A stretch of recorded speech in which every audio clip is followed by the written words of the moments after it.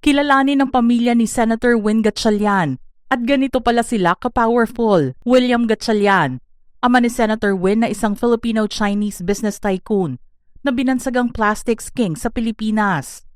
Itinayo niya ang kanyang kayamanan bilang isang entrepreneur simula noong 1969 sa isang small plastic manufacturing operation sa Valenzuela City.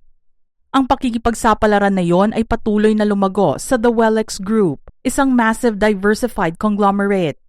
Sa paglipas ng mga dekada, ang grupo ay nag-expand ng higit pa sa mga plastic at nakapasok sa iba't ibang industriya, kabilang ang real estate. Kasama na dito ang Philippine Estate Corporation, hotel and casino operations, aviation, oil and mining, at petrochemicals and trading. Di Huating, ina ni Senator Win na tumatayong independent director ng Waterfront Hotels and Casinos simula June 24, 2004 hanggang sa kasalukuyan. Siya rin ang Executive Vice President ng The Wellex Group Incorporated at ng Plastic City Corporation. Board of Directors siya ng Philippine Estates Corporation at A-Site Philippines Hotel Corporation. Nagtapos siya ng degree sa Medical Technology mula sa Far Eastern University noong 1970. Siya rin ay isang pastor at chairman ng Jesus Our Life Ministries, isang non-profit, non-stock organization na nakarehistro sa Securities and Exchange Commission. Kenneth Gatchalian, ang pangalawang kapatid ni Senator Win na isinilang noong January 12, 1976. Ipinagpatuloy niya ang kanyang higher education sa Estados Unidos at nakakuha ng degree sa architecture mula sa University of Texas sa Austin. Bilang karagdagan sa kanyang background sa design, isa rin siyang licensed real estate broker. Naupo naman siyang President and CEO ng Wellex Industries Incorporated at A-Site Philippines Hotel Corporation, President ng Waterfront Philippines Incorporated, Metro Alliance Holdings and Equities Corporation, at Orient Pacific Corporation. Siya ngayon ang nakaupong kinatawan ng 1st District ng Valenzuela mula 2025 na pumalit sa kanyang kapatid na si Rex, na ngayon ay Secretary ng DSWD. Ikinasal naman siya kay Mary Jeanette Ko. Rexlon Rex Gatchalian, ang ikatlong kapatid ni Senator Win na isinilang noong January 21, 1979. Graduate siya sa George Washington University sa Washington, D.C. bilang cum laude noong 2001 na may Bachelor of Arts in Political Science degree at minors in Marketing and Psychology.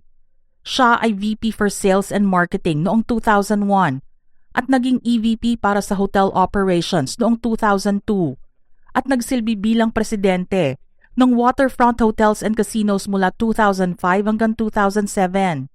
May board at executive position siya sa Air Philippines Incorporated, A-Site Hotel Corporation at mga real estate firm na Philippine Estates Corporation at Rexlon Realty Incorporated.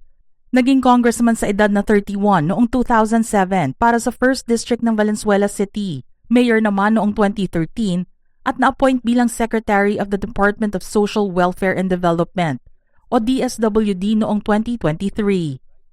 Wesley Wes Gatchalian, ang bunsong kapatid ni Senator Win na isinilang noong August 11, 1980.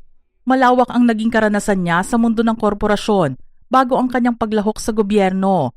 Nagsilbi siyang Assistant to the President ng Waterfront Hotels and Casinos at naging Pangulo at CEO ng Wellex Industries Incorporated, Wellex Petroleum at Wellex Mining Corporation sa ilalim ng pamilyang Wellex Group.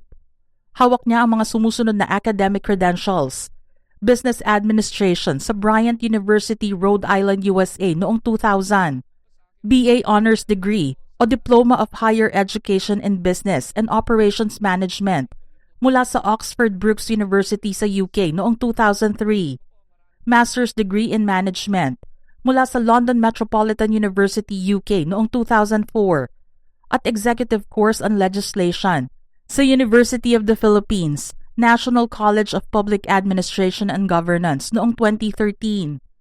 Nagsimula ang kanyang karera sa politika noong 2013 bilang kinatawan ng Alay Buhay Party List, kung saan pinamunuan niya ang Committee on Youth and Sports Development. Noong 2016 nahalal siya bilang kongresista ng unang distrito ng Valenzuela bago tuluyang naging mayor ng lungsod noong 2022. Mga ka-showbiz peeps, anong reaksyon nyo rito? Type your comments below.